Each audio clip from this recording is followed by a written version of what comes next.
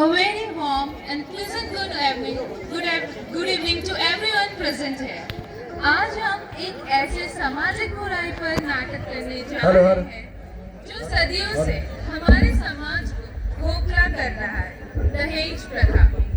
ये कहानी एक बेटी, उसके माता पिता और उस व्यवस्था की है जो इंसान से ज्यादा धन को महत्वता देती है।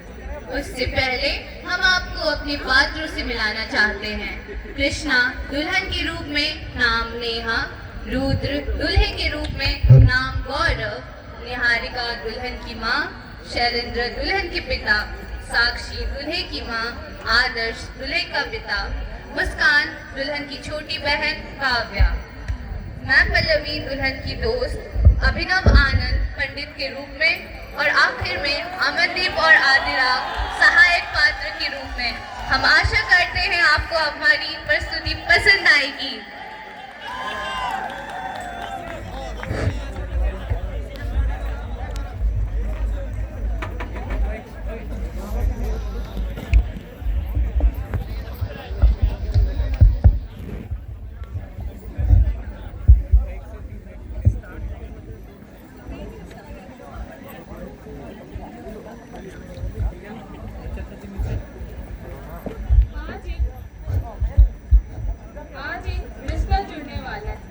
लेकिन सवाल ये है कि क्या आज ये रिश्ता दिल से बनेगा या दहेज से तौला जाएगा। एक घर है जहाँ बेटी है, एक घर है जहाँ बेटी है, एक घर है जहाँ बेटा है, और बीच में है समाज जो आज भी कीमत लगाता है। राम राम सभी को। मिलिए इनसे। ये है गौरव, ये है गौरव के पिताजी, ये है गौरव की माताजी, ये है नेहा के पिताजी और ये है नेहा की माताजी। नमस्कार, नमस्ते। और बहन जी, आने में कोई परेशानी तो नहीं हुई? नहीं बहन जी, आने में कोई दिक्कत नहीं हुई। वो तो बस गौरव के पापा ने थोड़ा लेट कर दिया। समधी जी बड़े खुश मिजाज लगते हैं। ऐसी कोई बात नहीं है भाई साहब। और बेटा कैसे हो? जी ठीक है।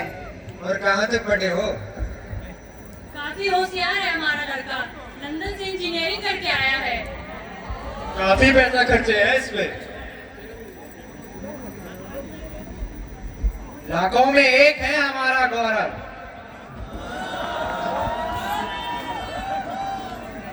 हमारी होने वाली बहू कहाँ है? बुलाइए उसे।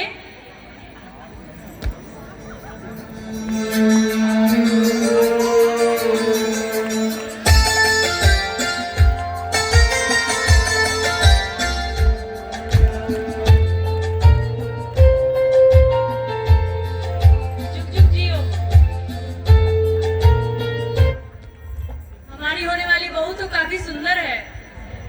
तुमसे सुंदर नहीं गौरव की मम्मी। बेटा कैसी हो? जी ठीक हूँ। और क्या क्या काम कर लेती हो? देखिए बहन जी, ये घर के सारे काम कर लेती है और पढ़ने में भी काफी अच्छी है हमारी नेहा। आगे चल के नौकरी करना चाहती है। नौकरी? घर की बहू को नौकरी की क्या जरूरत? हमारे घर में सब कुछ है। बस बस, ये सब बातें तो बाद में भी होती रहेंगी, पहले काम की बात कर लें। समधी जी बताइए क्या क्या मांगे हैं आपकी? ज्यादा कुछ नहीं, 10 लाख कैश, एक गाड़ी और घर का सारा सामान। और बहू थोड़े गहने ले आए तो सोने पे सुहागा है। इतने पैसे हम कहाँ से लाएंगे? कुछ तो रहम कीजिए। हमारे लड़के के लिए इससे भी अच्छे अच्छे घरों से रिश्ते आ रहे थे, पर ये तो हमारी मेहरबानी है जो हमने आपको चुना। हीरा है हमारा लड़का। अभी खुशी खुशी शादी हो जाने दीजिए, कुछ दिन की मोहलत दीजिए, बाकी पैसे हम शादी के बाद चुका देंगे। खुशी खुशी हम शादी तो कर ले, लेकिन दहेज? दहेज मत कहिए बहन जी, ये तो तोहफा है आपकी बेटी के लिए। राज करेगी आपकी बेटी हमारे घर में। ठीक है, तो क्या फिर ये हम ये रिश्ता पक्का समझे? बधाई हो, अब आप सब समझी हुए। मुबारक हो समधी जी।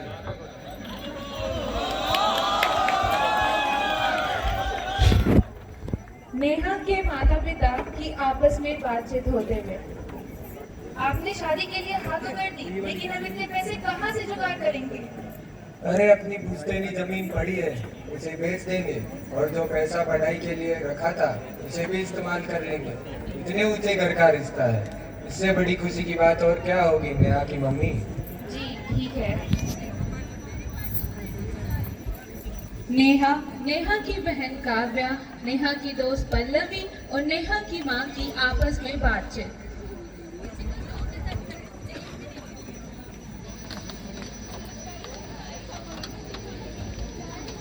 दीदी यदि कहते हैं। ठीक है। नेहा तुम कुछ परेशान लग रही हो, तुम ठीक हो ना? क्या लड़की की कीमत सिर्फ गाड़ी और पैसों से लगाई जाती है? मेरे सपने और पढ़ाई का कोई मोल नहीं। पर दीदी आखिर में तो लड़कियों को घर ही संभालना होता है। तुम पढ़ने में इतनी अच्छी हो, तुम्हें नौकरी करनी चाहिए। पर उन्होंने नौकरी करने से मना कर दिया। वो कौन होते हैं तुम्हें मना करने वाले? अपना फ्यूचर तुम खुद डिसाइड करोगी। माँ, मुझे शादी नहीं करनी, मुझे नौकरी करनी है और दहेज दे के शादी में नहीं करूंगी। दहेज देना और लेना दोनों अपराध है। देखो बेटा, अच्छे घर का रिश्ता है, लड़का कमाने वाला है, इससे बड़ी सौभाग्य की बात हमारे लिए कुछ भी नहीं। पर माँ, बस अब इससे ज्यादा कुछ नहीं सुनना। शादियों की तैयारियों के बीच नेहा अपने उम्मीदों को बटोरकर अपने मंजिल की ओर जाते हुए और दूसरी ओर गौरव का बारात का आगमन।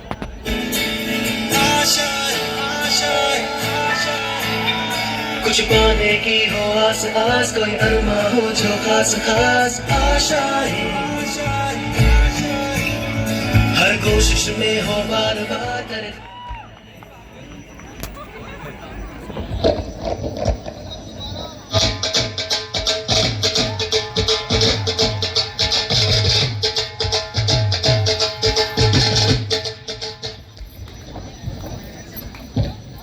शादी में इतना विलंब क्यों?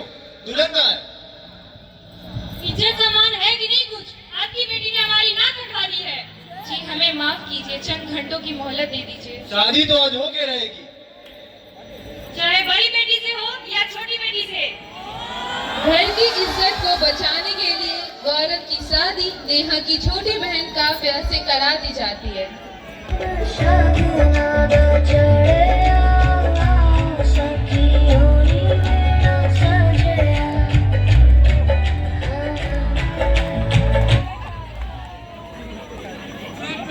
ओम गणेशाय नमः। मंगलम भगवान विष्णु, मंगलम गरुड़ध्वज, मंगलम पुंडरीकाक्ष, मंगलाय तनोहरि। अब वर से अनुरोध है कि कृपया वो वधू को सिंदूर लगाएं। अब कृपया फेरे के लिए खड़े हो जाएं।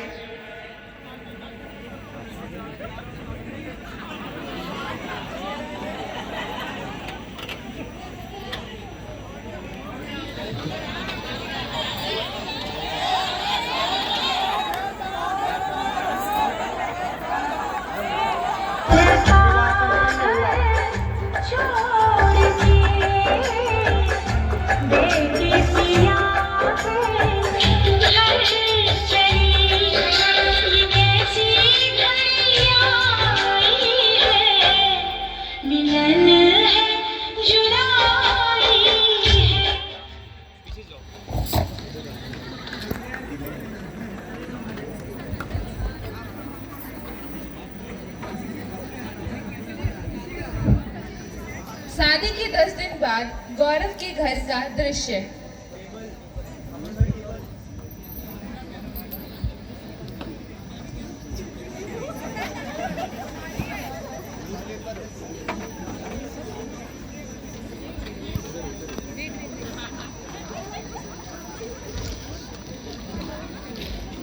₹10 लाख भी नहीं दिए अब तक।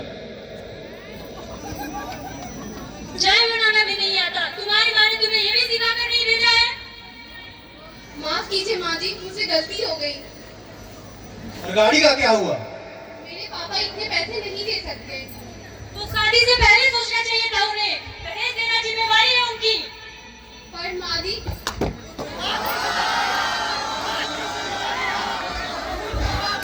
गौरव और काव्या की आपस में बातचीत।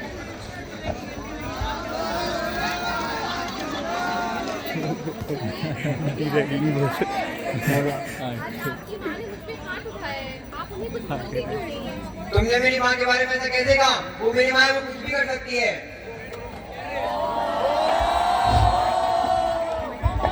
काव्या अपने माता पिता से फोन पर बात करते हुए और अपना हाल बताते हुए। हेलो माँ, मैं बहुत परेशान हूँ। मेरे ससुराल वाले मुझे दिन रात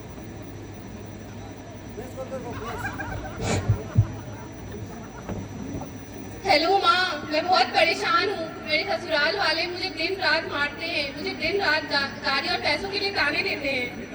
बेटी लड़कियों को ये सब सहना ही पड़ता है। वो कहते हैं ना, डोली मायके से उठती है और अर्थी ससुराल से। काव्या बेटा, अब वही तुम्हारा घर है, घर को संभालो। किसी घटना को घटित होने से पहले की शांति। हेलो दीदी। शादी हुए 15 दिन हो गए हैं, पैसे क्यों नहीं आए अब तक? आज के आज अपने पापा को फोन करो और पैसे मांगो। मेरे पापा के पास इतने पैसे नहीं है, मैं फोन नहीं करूँगी। नहीं करोगी तुम फोन? नहीं करूँगी। नहीं करोगी? सुनिए जी, वो लेके आइए। आज बुलाते हैं।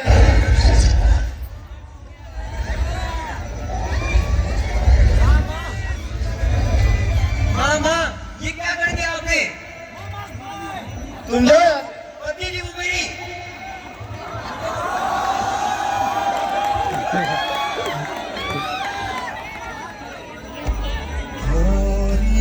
चिड़ैया कन्नी से चिड़िया में भिलवा जा रे। गोरी चिड़ैया कन्नी।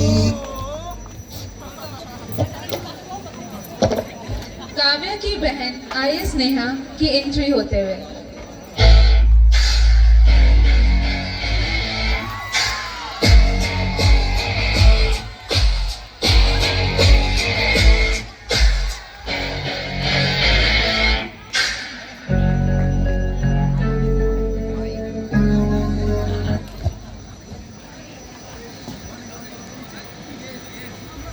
ये क्या किया तुम लोगों ने?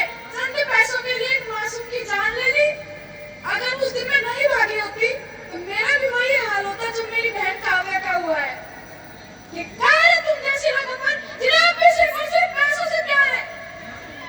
ले जाओ उन्हें मेरी आंखों के सामने से। समाज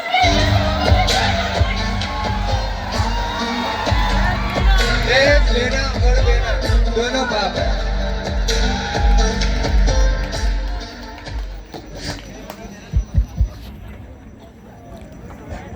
दहेज कोई परंपरा नहीं, ये मुस्कान के पीछे छुपा हुआ अपराध है।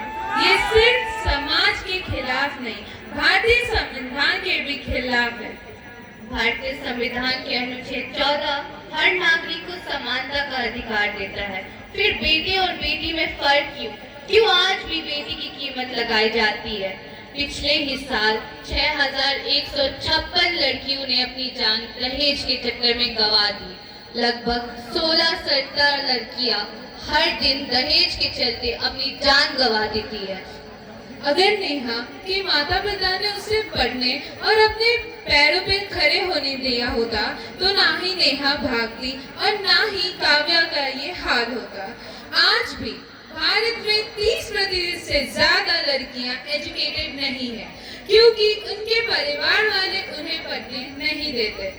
स्त्री शिक्षा कोई एहसान नहीं है, ये उसका अधिकार है।